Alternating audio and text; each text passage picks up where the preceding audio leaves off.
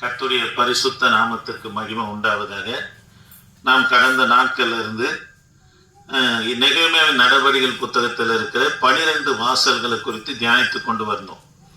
இன்றிலிருந்து நம்ம எதை பார்க்க போகிறோம்னா, நியாயாதிபதிகள் புத்தகத்தை நம்ம பார்க்க போகிறோம். நியாயாதிபதிகள் புத்தகத்துல மொத்தம் எத்தனை நியாயாதிபதிகள் இருக்கிறாங்கன்னா, ஒத்தியனல் முதற்கொண்டு சிம்சன் வரைக்கும் 14 நியாயாதிபதிகள் இருக்கிறாங்க. எத்தனை நியாயாதிபதிங்க? 14. 1 சாமுவேல் புத்தகத்தோடு கணக்கு வைத்தோம்னா 16 நியாயாதிபதிகள் வேதத்துல இருக்கிறாங்க. இந்த நியாயாதிபதிகள் ராஜாக்களுக்கு முன்னாடி யாரு இஸ்ரவேல் ஜனங்களை வழிநடத்தினு சொன்னா, அதாவது நியாயாதிபதிகள் தான் இஸ்ரவேல் ஜனங்களை வழிநடத்தினாங்க. நியாயாதிபதிகளுடைய ஆட்சி காலம் எத்தனை ஆண்டுகள் நீடித்தது என்று சொன்னா 350 ஆண்டுகள் தான் நியாயாதிபதியுடைய ஆட்சிகள் தான் காணப்பட்டது. அல்லேலூயா. இன்றைக்கு நம்ம வெறும் முகவரியை மாத்திரம் பார்த்துட்டு வருகிற நாட்கள்ல இந்த 14 நியாயாதிபதிகளை குறித்து நாம் தியானிக்க போகிறோம். ஆமே. கவனிக்கலாம். யோசுவா இஸ்ரவேல் ஜனங்களை கவனிங்க, யோசுவா இஸ்ரவேல் ஜனங்களை கானான்ல கொண்டு வந்து விட்டார். கானான்ல விடும்போது அவர் சொன்னதான காரியம் என்னன்னு சொன்னா, கானான் தேசத்துல இருக்கிற புறஜாதிகளாகிய 7 விதமான ஜாதியினர், கிர்காசேர், எபோசேர், ஏத்தியர், எமோரியர், இவங்களெல்லாம் துரத்துங்க, நான் கானானை பங்கிட்டு தரப்போறேன் என்று சொல்லி யோசுவா சொன்ன போது, அதற்கு இஸ்ரவேல் ஜனங்க சொன்னாங்க, நீ கொடுக்க வேண்டிய பங்கு எனக்கு கொடும், நாங்க என்ன பண்ணுவோம், எங்க எல்லையில இருக்கிற புறஜாதிகளை நாங்க துரத்தி கொள்வோம் என்று சொல்லி இந்த இஸ்ரவேல் ஜனங்க சொன்னதுனால யோசுவா தன்னுடைய கடமை என்ன பண்ணனா, அதாவது கானான் தேசத்தை பங்கிட்டு கொடுத்தார். இஸ்ரவேல் ஜனங்க செய்த தவறு என்னவென்று சொன்னா, கானான் தேசத்துல இருக்கிற அவங்க எல்லைகளில இருக்கிற புறஜாதிகளை துரத்தாம தங்களுடைய நிலங்களை அவங்களுக்கு லீஸுக்கு விட்டுட்டு உக்காஞ்சி வாங்கி சாப்பிட்டவன இருந்தவர்களாக இருந்தாங்க. அது மாத்திரமல்ல, கத்துடைய வேலையில கட்டுமான பணியில யாரும் உள்ள வரக்கூடாதுன்னா புறஜாதிகள் உள்ள வரவே கூடாது. இதுல சாலமோனும் இருந்தாரு, பிற்பாடு நெகேமியாவும் நம்ம காணப்பட்டார். ஆனா தேவ பிள்ளைகளை செர்பவேல் கூட அந்த காரியத்துல இருந்தார். புறஜாதிகள் உள்ள இருக்கக்கூடாது, கத்துடைய பணியில புறஜாதிகள் உள்ள வரக்கூடாதுன்னு சொல்லி இருந்தார்.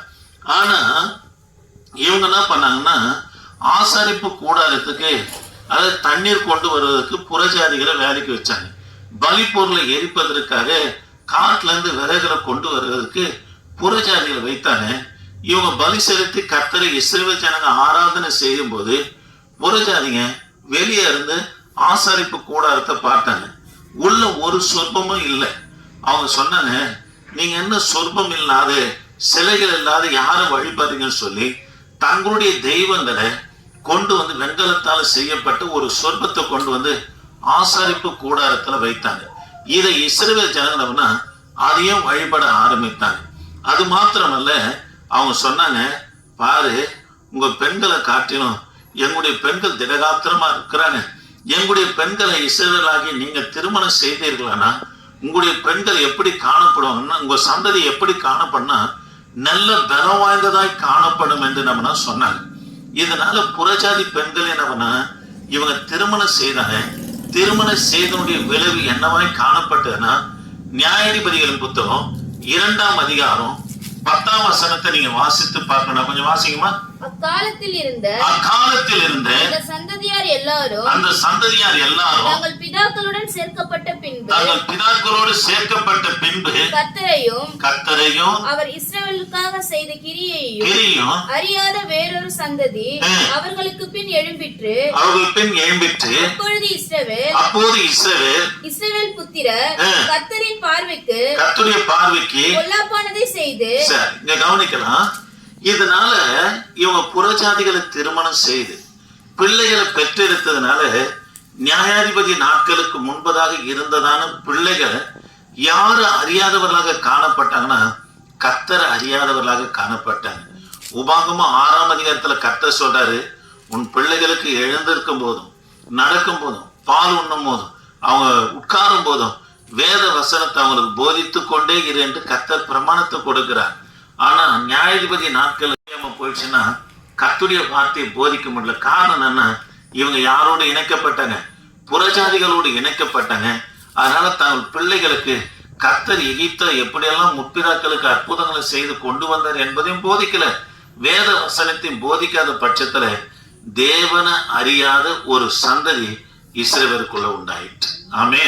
நீங்க 1ஆம் அதிகாரம் நியாயாதிபதிகள் புத்தகம் 1ஆம் அதிகாரம் 28ஆம் வசனத்தை வாசிக்கலாமா? இஸ்ரவேலர் பலத்தபோது கானானியரை முற்றிலும் துரத்தி விடாமல் சொல்றாரு. யோசுவா சொல்ற கானானியரை துரத்துனாரு. ஆனா இவங்க கானானியரை முற்றிலுமா துரத்தாத பட்சத்துல இப்பவும் அவங்கதான் யாருன்னு சொன்னா அல்கோய்தா, அல்லுமா, பென்லாடன் இவங்கெல்லாம் அந்நாட்கள்ல யோசுவா துரத்த சொன்னாரு பாருங்க. கிர்காசேர், எபோசேர், ஏத்தேர், எமோரியர் இவங்களை துரத்தாத பட்சத்துல இந்நாள் வரைக்கும் இஸ்ரவேலுக்கு யாரு கன்னியா இருக்கிறாங்கன்னா அவங்க தான் கன்னியா இருக்கிறாங்க. அவங்க சொல்றாங்க நாங்க ஏற்கனவே கானான் தேசத்துல இருந்தோம் அப்படின்னு சொல்றாங்க. அதுக்கு இஸ்ரவேல் தேசத்தை சொல்றாங்க இல்ல எங்க முற்பிதாவாகிய ஆபிரகாமுக்கு வாக்குத்தத்தம் பண்ணப்பட்டது பிற்பாடு 400 வருஷம் நாங்க எகிப்துல இருந்தோம். அதுக்கு பிற்பாடு நாங்க இது யோசுவா கொண்டு வந்து எங்களை கானான் தேசத்துல விட்டாருன்னு சொன்னாலும் கூட அதை யாரு ஏற்றுக்கலன்னா அந்த 7 விதமான ஜாதிகளை ஏற்றுக்கொள்ளல. ஏற்கனவே நாங்க என்ன பண்ணோம்? இங்க இருந்தோம். அதுக்கு பிற்பாடுதான் முற்பிதாவாகிய ஆபிரகாமும் வந்தாரு, யோசுவாவும் கொண்டு வந்து விட்டார் என்று சொல்லி இந்நாள வரைக்கும் பிரச்சனை நடந்துக்குன்னு இருக்கிறதுக்கு காரணம் என்னன்னா யோசுவா சொன்ன வார்த்தை யாரு நிறைவேற்றல? இஸ்ரவேல் ஜனங்க நிறைவேற்றாத பட்சத்துல இந்நாள வரைக்கும் பிரச்சனை இருந்துங்கிறது இஸ்ரவேலுக்கு விரோதமா. அது மாத்திரம் அல்ல, தேவ பிள்ளைகளை தேவனை அறியாத சந்ததியும் இவங்களுக்குள்ள உருவானதை நம்ம பார்க்கணும். ஆமே. அதனால கர்த்தர் எதை சொல்றாரோ அதை உடனே செய்யணும். 1 சாமுவேல் 15ஆம் அதிகாரத்துல ஆண்டவர் சொல்றாரு அமலேக்கரை முற்றிலுமா ஓய்ச்சிடுன்னு சொன்னாரு. யார் இதை செய்யல? சவுல் ராஜா செய்யாத பட்சத்துல பின் நாட்களில சவுலை கொலை செய்தது யாருன்னா அமலேக்கர் தான் நம்ம கொலை செய்யறோம். அதனால நம்ம இடத்துல கர்த்தர் எதை சொல்றாரோ அதை செய்யணும். அது மாத்திரமல்ல, அதே அமெரிக்க சந்தையில இருந்து வந்தவனா யாரு சொன்னா எஸ்தருடைய நாட்கள்ல ஆமான் என்றவன் வருகிறான். ஆகானுக்கு ஆமான் என்று சொல்லி பார்க்கிறோம். அவனால 127 நாடுகள்ல இருக்கிற இஸ்ரவேல் ஜனங்க கொல்லப்பட வேண்டிய திட்டத்தை அவன் கொண்டு வந்து இஸ்ரவேல் ஜனங்களை அச்சுறுத்துகிற காரியத்தை பார்க்கிறோம். ஆக தேவ பிள்ளைகளை ஆண்டவர் என்ன சொல்றாரோ அதை ஆண்டோடைய பிள்ளைங்க செய்யணும். அப்படி செய்யும் போது கர்த்தர் உன்னை அதாவது கீழாக்காமல் மேலாக்குவாரு, வாழாக்காமல் என் தேவனாகி கரத்தை தலையாக்குவார். ஆமே. அதனால ஆண்டவர் நம்முடைய நன்மைக்காக தான் சொல்லுவார். நம்ம மேல இருக்கிற திட்டங்களை, தரிசனத்தை, நோக்கங்களை நிறைவேற்றுவதற்காக முன்னாடியே அதுக்கு நம்ம எதிர்காலத்தில் அது கன்னியா அமைப்போதுன்னு இதெல்லாம் இந்த பாவங்கள்லாம், இந்த அசுத்தமான காரியமெல்லாம், இந்த வழிபாடுகள் எல்லாம் உனக்குள்ள இருக்கக்கூடாது என்று சொல்லி என் தேவனாகிய கர்த்தர் நம்ம போதிச்சுக்கினே வருவார். நம்ம அதை நிறைவேற்றும் போது நம்முடைய ஊழியத்திற்கு கர்த்தர் விசாலமான வாசலை வைப்பார். ஆமே. சரி, கவனிக்கலாம். இப்ப ஜனங்க என்ன பண்ணா செய்யல. யோசுவா சொன்னதை செய்யாத பட்சத்துல இவங்க என்ன செய்யறாங்கன்னா இஸ்ரவேல் ஜனங்களுக்கு என்ன ஆயிட்டாங்க, அது புறஜாதிகளுக்கு என்ன பண்ணாங்க? அடிமைகள் ஆனாங்க. சரி, இங்க கவனிக்கலாம். இது நியாயாதிபதிகள் புத்தகம் எத்தனை ஆண்டுகள் உள்ள அடக்கியது? 350 ஆண்டுகள் உள்ள அடக்கியதாக இருந்து. நீங்க நியாயாதிபதிகள் புத்தகத்தை வாசித்து பண்ணா எப்படி இருக்குன்னா இது போல இருக்கும். கவனிங்க. இஸ்ரவேல் ஜனங்க பாவம் செய்வாங்க. பாவம் செஞ்ச உடனே கர்த்தர் என்ன பண்ணா இந்த அதாவது பெலிஸ்தியர், மோவாபியர், எமோரியர் இவங்க கையில என்ன பண்ணா அடிமையாக ஒப்பு கொடுப்பாங்க. அடிமையா ஒப்பு கொடுத்தோடனே அவங்க செய்கிற காரியம் என்னன்னா இவங்களை எப்படி இஸ்ரவேல் ஜனங்களை சிறுமப்படுத்தினாங்கன்னா ஏத்தியர், எமோரியர், பிற்பாடு பெலிஸ்தெல்லாம் எப்படி சிறுமப்படுத்தினாங்கன்னா பாருங்க, நல்ல விளைச்சல் இஸ்ரவேலுக்குள்ள வந்துன்னே இருக்கும். அவங்க விளைச்சல் அறுவடைக்கு ஆயத்தமாகும் போது எல்லாத்தையும் கொண்டுன்னு போயிடுவான். கொண்டு போறது மாத்திரம் இல்லாம மிச்சம் மீதி விட்டதை தீ வச்சு கொளுத்திட்டு போயிடுவான். இதுல இஸ்ரவேல் ஜனங்க தங்கள் மார்புல அடித்து கொண்டு கதறி அழுதவர்களாக காணப்பட்டது. இப்பேற்பட்ட சிறுமை யாரு உண்டாக்குனாங்கன்னா இவங்க பாவம் செய்த உடனே கர்த்தரே இவங்களை யார் இடத்துல ஒப்பு கொடுக்கிறாரு? புறஜாதி கையில ஒப்பு கொடுத்த உடனே அவன் 40 வருஷம் அடிமைத்தனமே பார்த்தீங்கன்னு சொன்னா 40 வருஷம் இவங்க என்ன பண்ணா ஒத்தியனுடைய நாட்கள்ல அதுக்கு பிற்பாடு ஒத்தியனில கர்த்தர் என்ன பண்ணாரு, அடிமைத்தனத்தின் வாயிலாக இவங்க கர்த்தரை நோக்கி என்ன பண்ணா ஜெபம் பண்ணுவாங்க, கர்த்தரை நோக்கி முறையிடுவாங்க. இதனால கர்த்தர் என்ன பண்ணுவான்னா ஒரு நியாயாதிபதியை எழுப்புவார். இந்த நியாயாதிபதி எழுப்பின உடனே பாருங்க, இந்த நியாயாதிபதி எழுப்பினோடனே இவர் என்ன செய்வார்னா, இவர் இஸ்ரவேல் ஜனங்களுக்காக போயிட்டு யுத்தம் பண்ணி அந்த பெலிஸ்தியர் பிற்பாடு மோவாபியர் கையில இருந்து இஸ்ரவேல் ஜனங்கள் அந்த விடுதலை ஆக்குவார். விடுதலை ஆக்கின உடனே பாருங்க, இவங்க சுதந்திரமா இருப்பாங்க. எது வரைக்கும் சுதந்திரமா இருப்பாங்கன்னா, இந்த நியாயாதிபதி உயிரோடு இருக்கிற வரைக்கும் அவங்க சுதந்திரமா இருப்பாங்க. இந்த நியாயாதிபதி சொல்றது போல நம்ம நடந்துக்கினே வருவாங்க. அதுக்கு பிற்பாடு நியாயாதிபதி மரணம் வந்து அவர் மரித்துட்ட பிற்பாடு திரும்ப இவங்க என்ன பண்ணுவாங்க, பாவம் செய்ய ஆரம்பிப்பாங்க. திரும்ப என்ன பண்றாங்க, பாவம் செய்ய ஆரம்பிப்பாங்க. திரும்ப அடிமைத்தனம், திரும்ப ஜெபம். கர்த்தர் நியாயாதிபதியை எழுப்பி ஜெயத்தை கொடுப்பாரு. நியாயாதிபதி மரணம் அடைந்த பிற்பாடு இவங்க என்ன பண்ணா திரும்பவும் பாவம் செய்றாங்க.